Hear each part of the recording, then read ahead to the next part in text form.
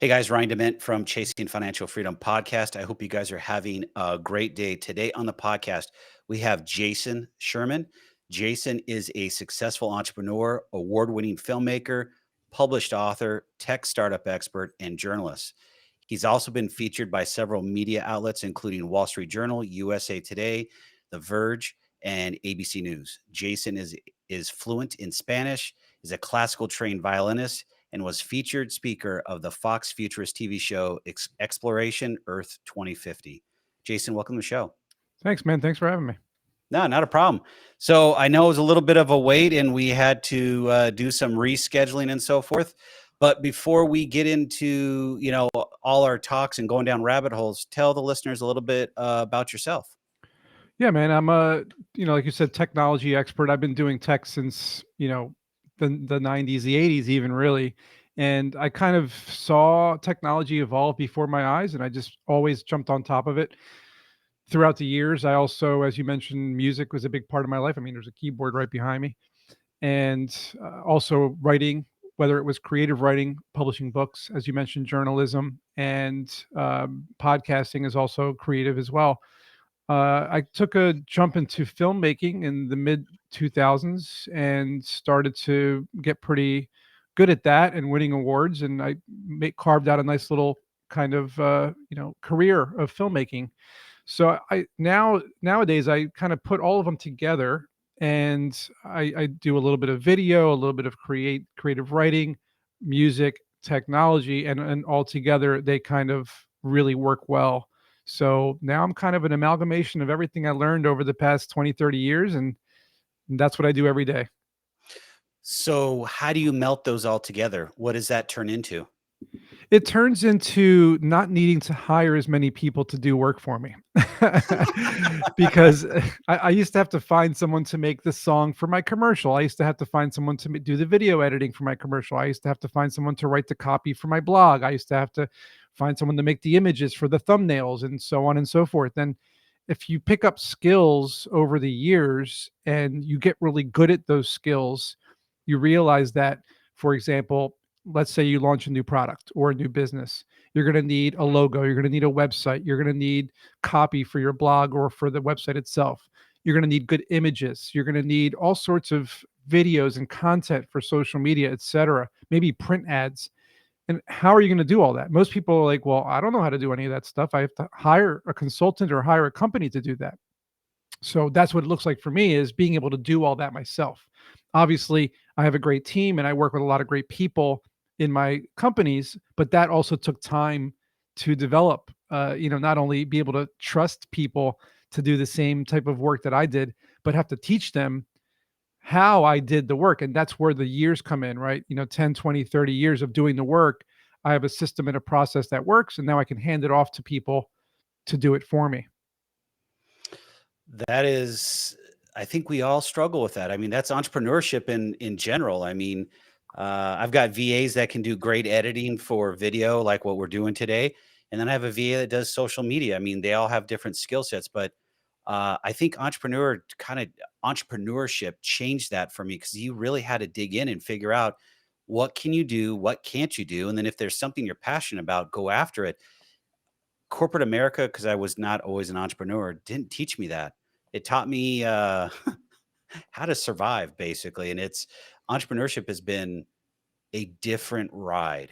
And I think we're going to kind of get into that. But I wanted to kind of ask, kind of digress and go back to where we were talking about initially. Have you always been an entrepreneur? Ever worked in corporate America? So you mentioned corporate America, you were just surviving. And I like to say that, yes, I worked in corporate America right after college. I Okay. got a job at IBM.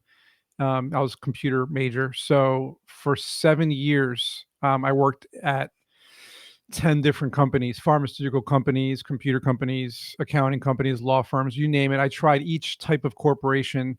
And what I discovered was that it wasn't about surviving, it was about making them lots of money with my skills and talents. And I did not like that, because what I found happened a lot, especially in my last actual job, which was 2004 to 5, that last year, I transformed this fledgling company into an online behemoth that started earning $1 million a month in sales because of the website I built for them and the online system that I built for them. I trained all their sales reps, et cetera, et cetera, et cetera. After a year, I was obsolete. They were making tons of money. They didn't need me, and they laid me off. Nice severance package and all that.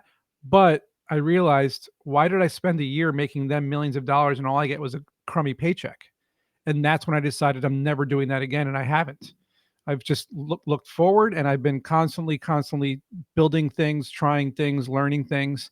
But going back to your question, if I was always an entrepreneur, as a kid, even at like 8 years old, I was creating a board game or trying to write a book or make a movie or do something creative. And then at 12 years old, I was in middle school. I'll never forget this.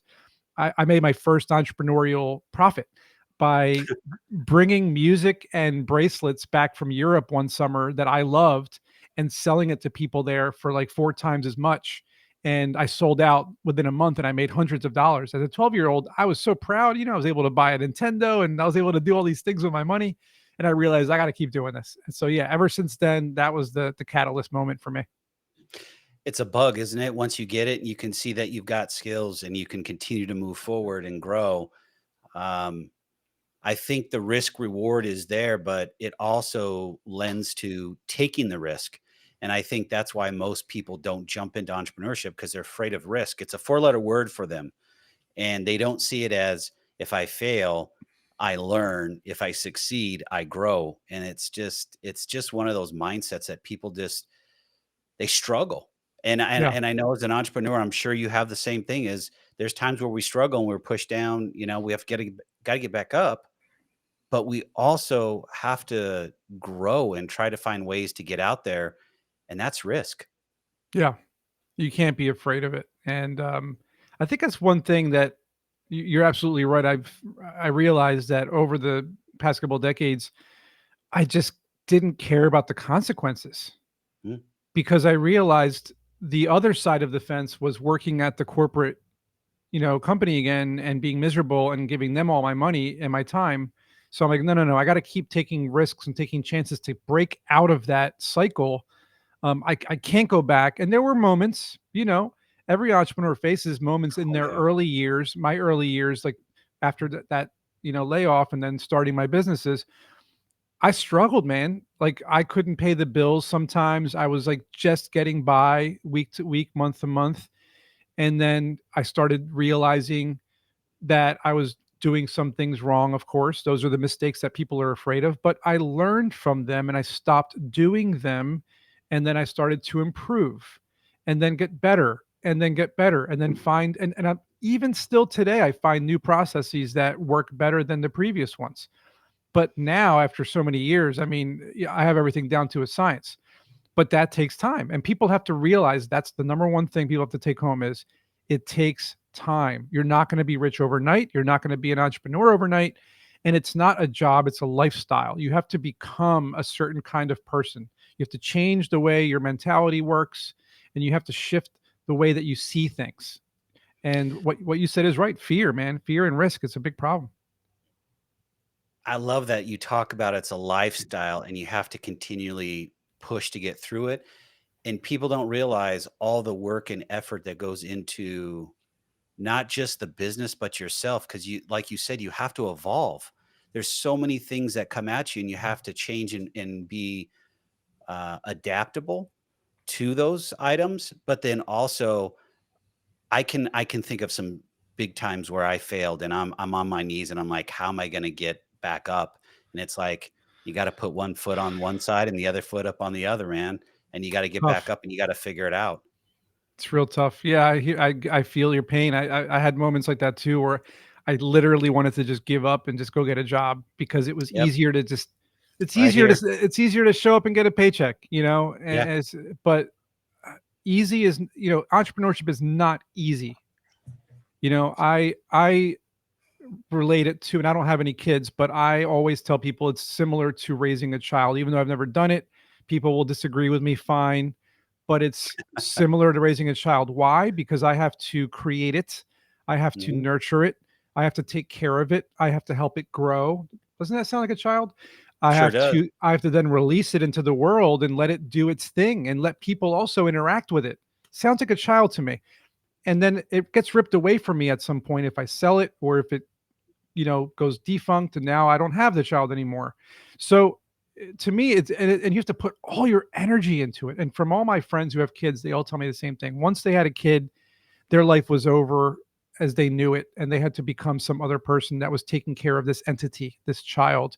And for me, those businesses that I started, I put my blood, sweat, and tears into that. And the reason why I say it's a lifestyle is because most people, and when I say most, I'm talking like probably 90% of the world's population, they don't quite understand the like the psychology, the mentality, the physics, everything behind being an entrepreneur. They just can't quite grasp it. And Mhm. maybe it's an internal thing in the way their brain works or their chemistry or the way they were brought up, but it is very, it's grueling, but it's satisfying, it's fulfilling. It can be, exhilarating, it can be depressing. It's so many different emotions all wrapped into one. Whereas like a job, it's just one thing. You show up, you clock in, you do your work, you get paid, you go home. That's it. That's not how entrepreneurship works. You're thinking about it 24/7. Yeah, it keeps you awake and, you gotta drink coffee all day to, keep yourself going, but yeah, it's could we kinda go back to not kind of, can we go back to when you started and you left that internet company? What was your first get what did you decide to do? Once you left, you got laid off or what you got laid off, I'm sorry, and you decided, "Okay, I'm going into business for myself."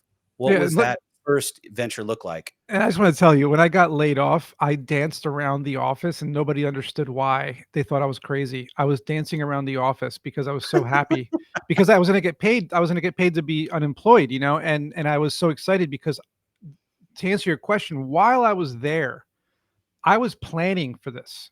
So I knew it was going to happen eventually. I could, the writing was on the wall, I could tell. And so I had already started my consulting company 2 years prior. And the consulting company, I wasn't really charging people. I was helping people. Keep in mind, this is 2003 to 5. There was really not a lot of internet stuff going on. This was still pre social networks and pre smartphones. The iPhone wasn't invented yet. So what I did was I realized that most people I was trying to work with, I had to keep driving to their houses to help them with things, whether it was helping them with technology, helping them build a website, helping them build a computer, helping them sell their items on eBay, anything really, right? And I needed a physical location. So the first Mhm. thing I did was I bought a house that had a storefront property on the bottom level, and I lived in that house while I ran the storefront. And the Hmm. storefront and it was the cheapest way to do it. And the storefront allowed me to have people now come to me. And it was the smartest decision I made because in that store for about 5 years that I ran it, I was able to have customers constantly coming in the door, walk-ins from the signage outside come in, and I was able to build up my other skill sets, filmmaking, music, photography. I was able to start doing a lot of that kind of stuff and journalism and things like that, until I was able to open up my own film studio and kind of sell this. And I sold the store. I sold it to somebody who wanted to buy it, and they took it to Harrisburg. So Oh, cool. that was really my first foray into like full-time entrepreneurship, as I took a huge gamble that paid off. That's pretty big. I'm guessing this was on the East Coast? Yeah, I'm in Philadelphia. Okay, Philadelphia. So, you were having all those customers come in. So you leave, you find this place, you get the storefront up and going. Can you remember your first customer that walked in? I wish I could. I had so many. I mean, I had thousands. I mean, I really had so mmany customers. I mean, these people were coming in for every single possible thing you can think of. The smartest thing I think I did, and where again, people might disagree, is because they might say, well, you tried to do too much, is that I did too much. I had a consulting office where you can come in and have a consultation about publishing your book or making a website or getting a custom gaming PC built, or, you needed help learning a software. I was doing all that kind of stuff. On the other side, I had a storefront where you could drop off your stuff to sell on eBay. And what I did was I hired local high school kids who needed work, and they would run that for me. So it was like a lot of hands off kind of work coming in, and I was employing local kids. So um, that's really what I think worked for me really well, was I was able to when a customer came in, sometimes they were just curious, like, what was it? Because my signage was really colorful and it was really crazy. So like, and I did that on purpose. I was on a very busy street that people were driving home from work every day. So I think that by having them be curious is where I got a lot of my business. That reminds me of a book I read a while ago. Oh my gosh. Get Different by Mike Markowitz. I forget his last name. He's the guy that wrote Profit First. Sounds Ah, it sounds familiar. anyhow, he talks about that, and I read that book several years ago, and it really says to stand out, you got to get different. And he uses words that end in est to stand Mhm. out. So like bestis and so forth. But that just brought that to my mind. I'm like, oh, that's kind of you're standing out, you're loud, and Yeah. people are seeing you, and they walk in. So you were helping them with every aspect of their business or whatever they were trying to do. From that point, you sold it. What was your next? Where'd you go next? So the reason I sold it, 2 reasons. One, I felt like I was shackled. I had a chain on my leg. I was attached to this store, and it felt like back in the corporate world where I was, granted it was my business, but I am not the kind of person who can have a pizza franchise for 50 years and I'm behind the counter for 50 years running that pizza franchise. That's just not me. I need to be free. And so I sold it because someone offered me an amount that I thought was fair. So I was like, okay, I can use this money to now open the studio. That's the first thing I did. I wanted to really start the film studio, and because my first movie that I made happened at the same time as this sale, roughly. So I was like, okay, I made this movie. It won some film festivals. It got global distribution. It won awards. I gotta see what this. I gotta see what happens with this. And at the same time, I jumped into the tech startup world. This is 2010. 2010, I released my first movie. I released my first tech startup at the same time, roughly. And I realized these are the things that I love to do. The iPhone had just come out. I realized I could start building apps. So I learned mobile app development. I started taking my consulting business to the next level. Now it was like, okay, I'm going to build mobile apps and websites for universities, museums, clients, companies, anybody who needs it. I'm going to be that company to do that. So that's kind of where I started earning, my living while doing the movies as a passion, which also turned into a career. And somewhere in the middle, they intersected because in Philly, the tech community is very video friendly. They want you to video their tech events and their investor meetups and hackathons. And I somehow by default became that guy. I was the guy who they went to film every single possible event you could think of, run by like Comcast and big players. And it was great because I'll tell you why it was good, because I was able to pitch my product, my tech startups to all these people because they knew who I was. And then I learned a really tough lesson. Philadelphia is unfortunately not a good city to launch a tech startup unless it is B2B. If Mm. it is not B2B, you really got to go to California, Chicago, Texas, New York, and the other places where they throw money at the wall and they don't care what it is. Although nowadays, it's not that way anymore. Not that way But anymore. but it was that way back then. Um, so I realized I really can't do this in Philly. So I started veering out into the New York area, got some funding for a startup, and was able to succeed at that startup, which led me to write a book about all my experiences, turning it into a course for universities, turning it into a podcast before podcasting was popular, and really kind of putting everything out there. And that's where I am today. So, wow, that's a It's a lot to lot. it's a Yeah. lot to unpack. So can we great story. I love it. But now can we I mean, I know the listeners are going to want to they're going to want to have some golden nuggets or some, Yeah. those chunks in there. Do you have a couple points in time where you thought, here's where I'm at and this is what I can do and this is where I'm going to go, and then it kind of went backwards on you and then you got yourself out of it?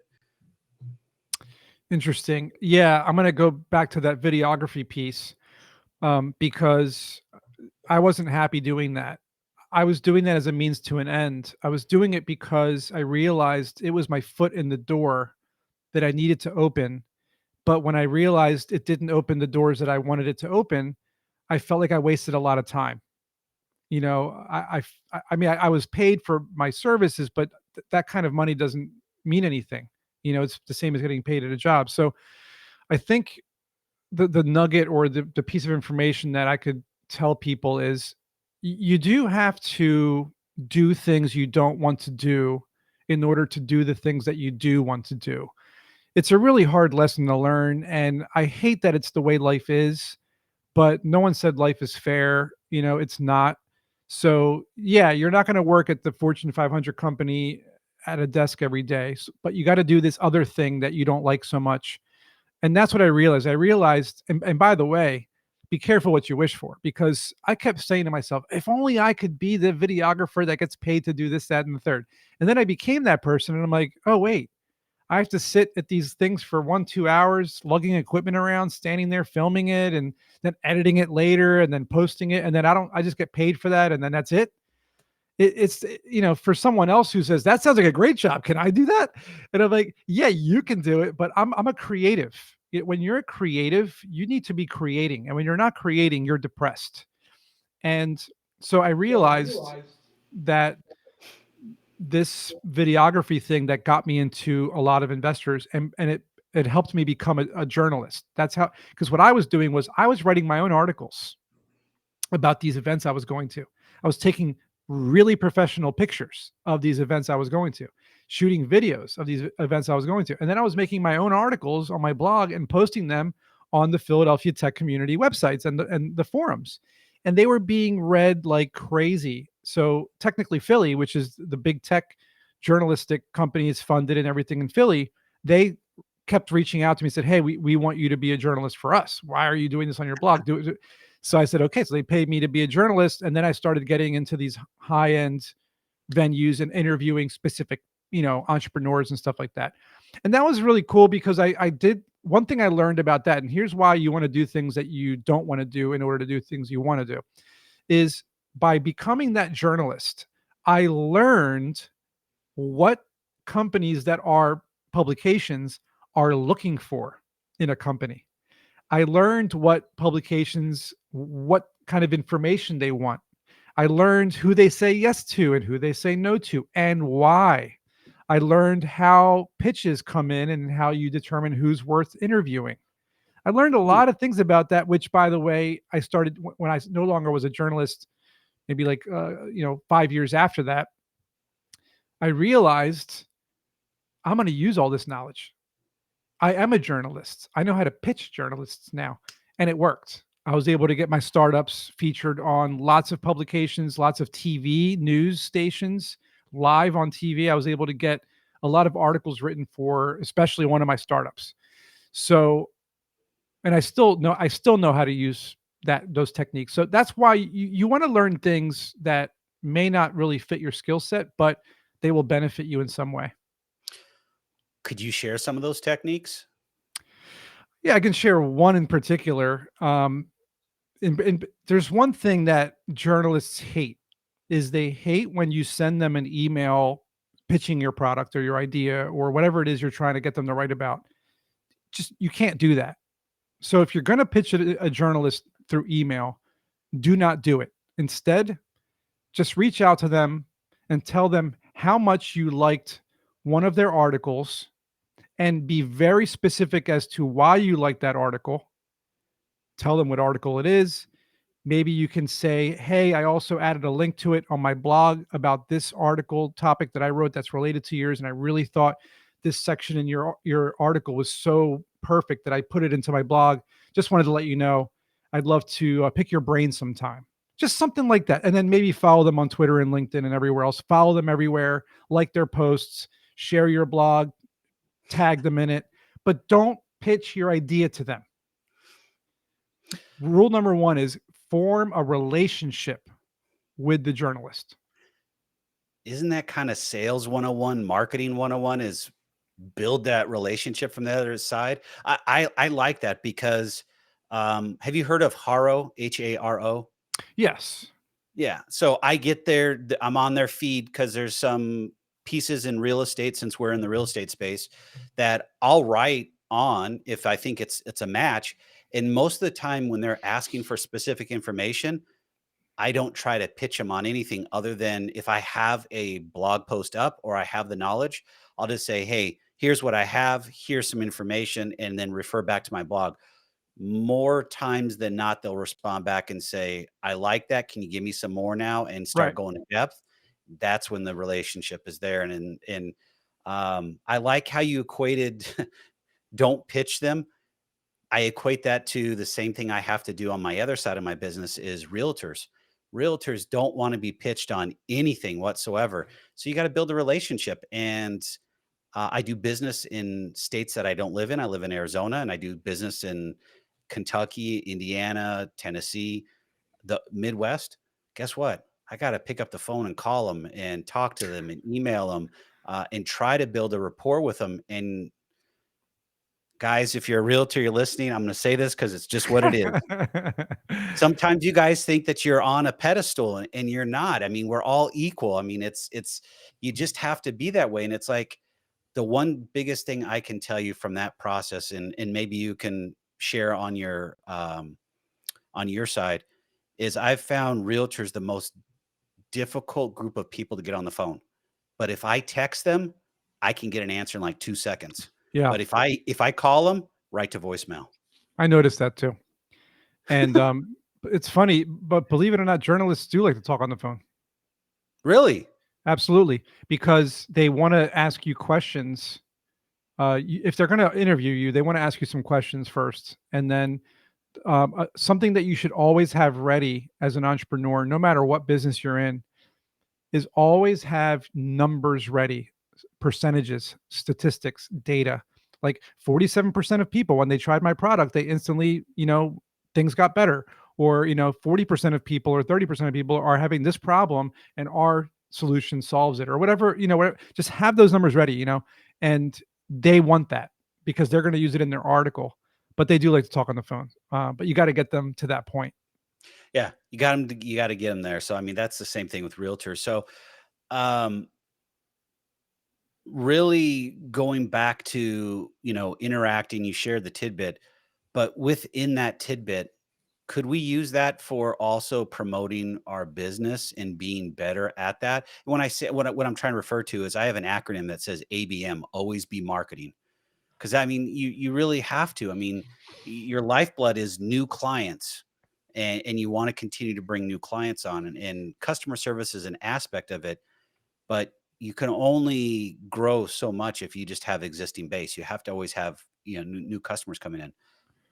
How would you take that approach that you did with journalists? Do you apply that to also to your marketing and acquiring new clients? So like for example, the current startup that I'm running now, it's a video friendship app called Spinner, Okay. and it's consumer based, right? So we're targeting consumers using social media, paid ads, videos mostly. So there's not a lot of that. But when we reach out to either elected officials, because we're solving the Surgeon General's loneliness epidemic, so we're kind of targeting elected officials that are Mhm. dealing with mental health. Yes, we use that kind of approach when we reach out to journalists who have written articles for every publication about mental health crisis, the loneliness epidemic, people are friendless after the pandemic. We do target them using that approach. But it's hard, man. Like, I'm not going to sit here and tell everybody this thing is easy to do. Marketing is extremely difficult. And, if you're developing a technology product, that's only half the battle. If you're building a prototype of a physical product, it's only half the battle. Marketing is a ridiculously necessary evil that is so difficult to navigate, and it constantly changes. Like, am I supposed to run a TikTok ad or am I supposed to run a Facebook ad? Am I supposed to do an Instagram story or am I supposed to do a YouTube ad? Am I supposed to pay for Google ads or am I supposed to do a Snapchat? Like, what am I supposed to do? Like, and the answer is usually all of the above and figure out which one works for your product.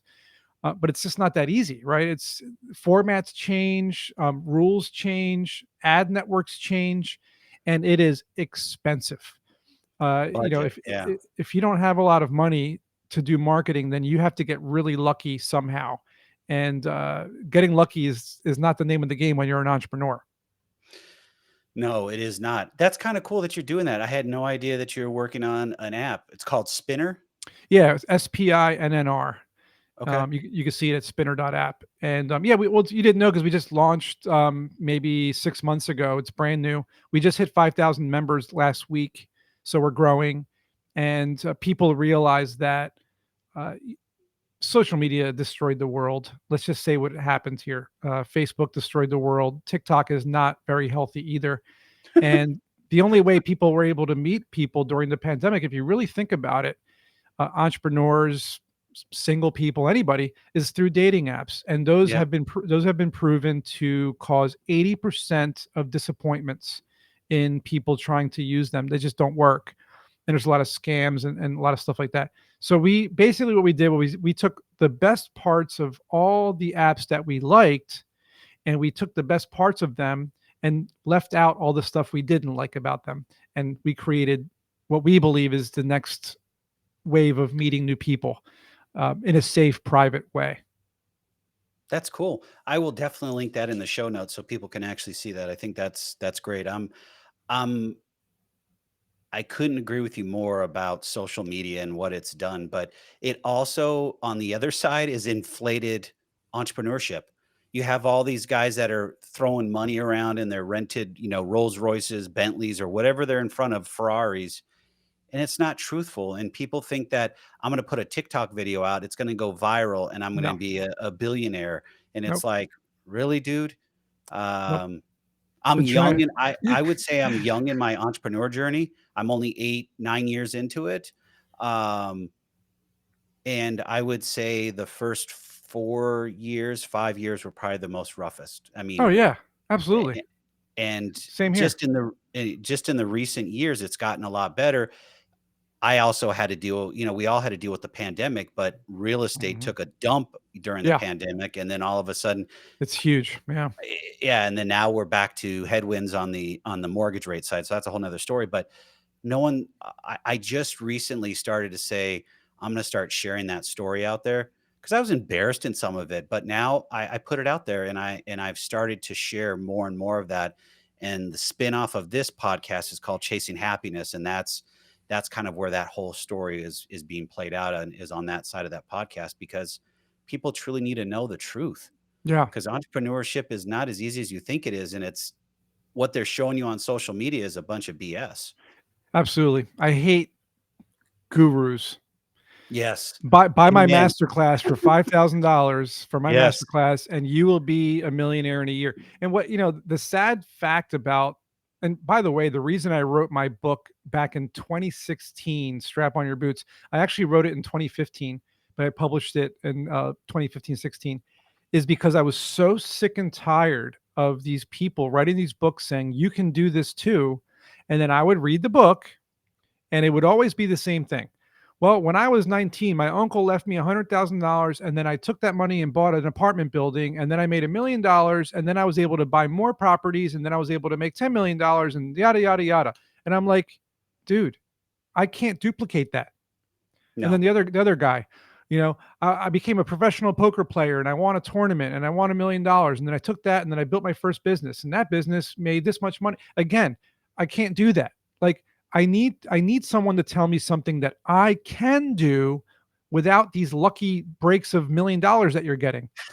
So what I ended up having to do was I did the hard work for all of you guys, is that I figured out how to do the right moves without the money. And then that's what Strap on Your Boots is. It is a realistic guide that you can duplicate, that you can do page by page. You can follow what I write in there and do the work, and you will have a successful company. Whether or not it succeeds is based on how much work you put in. But Yep. I don't ask you to have any money up front. It's just you have to do the hard work to do it. And that's why the universities approached me, because I gave them copies. I had connections at different universities from the journalism days, and I said, "Hey, check out my book. Tell me what you think. Just curious. We want this in our business classes, our entrepreneurship classes. How can we, they just bought like a crap load of copies, gave them to all the students, and then the next thing they realized was the students were doing well. 2017. So in 2018, they approached me and said, "Hey, we want you to do a course." So that's when I did Startup Essentials.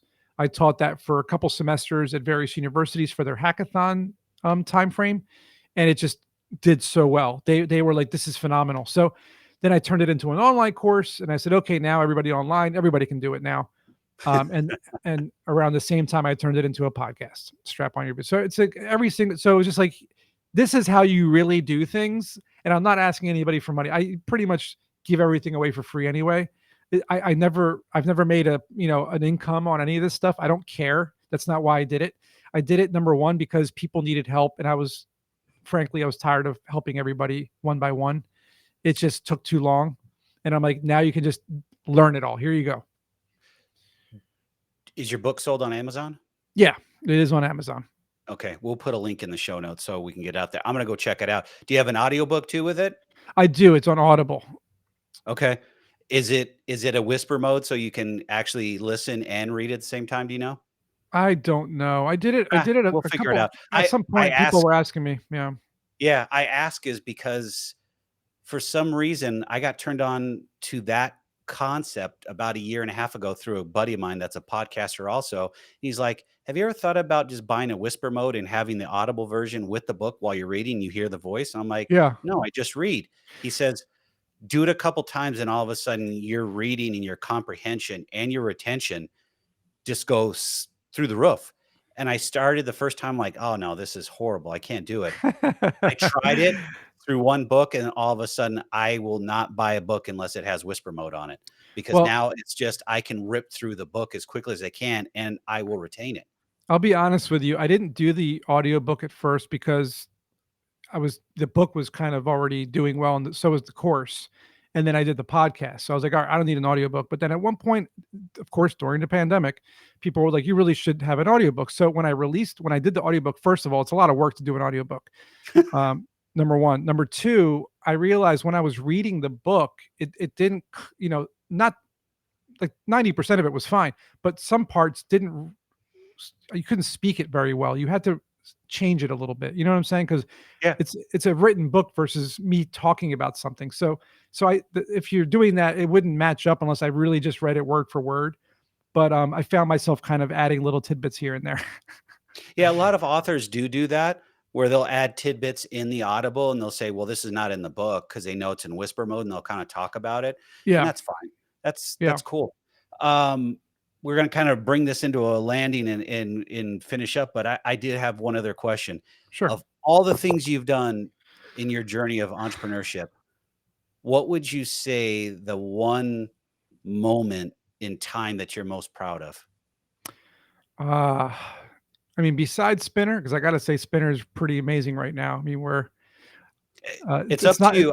it's I not think it's not that's it's pretty cool. but it's not going to be Spinner. I'll tell you why. Spinner. One thing you'll learn as an entrepreneur. This is another thing people can take home with them. It's very important to know this. Is being an entrepreneur and launching a product or a service or a business, it has everything to do. This is legit. Everything to do with the right time and the right product. Mhm. And many businesses or products I launched over the past 20, 30 years, they were great, amazing products, but they were just the wrong time. People didn't understand it, or they didn't know what it was, or they didn't need it yet. And so a lot of things I launched or I did, it was either too early, like I was way ahead of its time, or too late. I jumped in.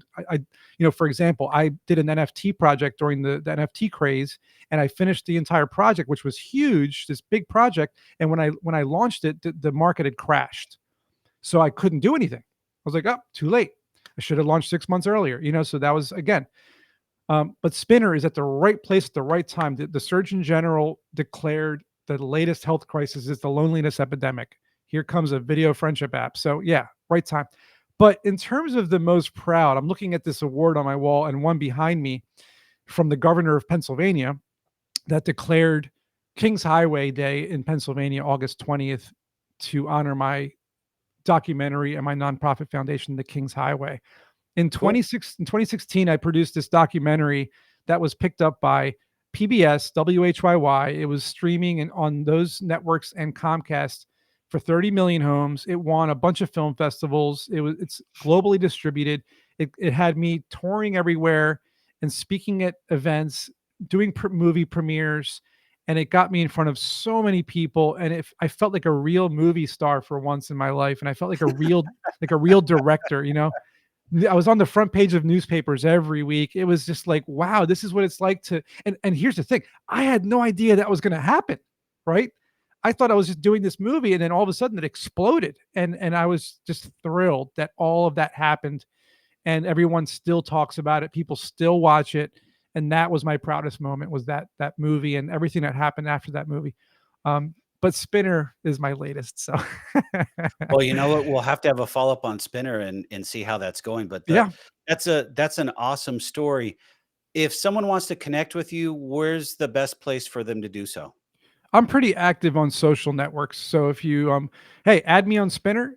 You can add me on LinkedIn, Twitter, Facebook, Instagram. But I am very I know it's kind of a shameless plug, but I am very active on Spinner because it is a talking app. So if you jump on there and you add me, we can talk a lot more personally. If not, find me on socials and I'll definitely talk to you there too. My website is jasonsherman.org if you want to find all of them there. That is we'll link in the show notes also, but we'll put your app in there because we need all the help we can because people Yeah. really need to connect with others. Yep. It's basic human, we're Yeah. it's at our core. So, Basic human interaction. That's what we talk about all the time. yeah, so I will check it out myself. Sir, thank you for coming on the show. Love the conversation, love your journey, but also what you're doing. You're trying to make a difference and a change in the world, and it's your passion. Thanks for having me, Ryan. This was awesome. You're welcome.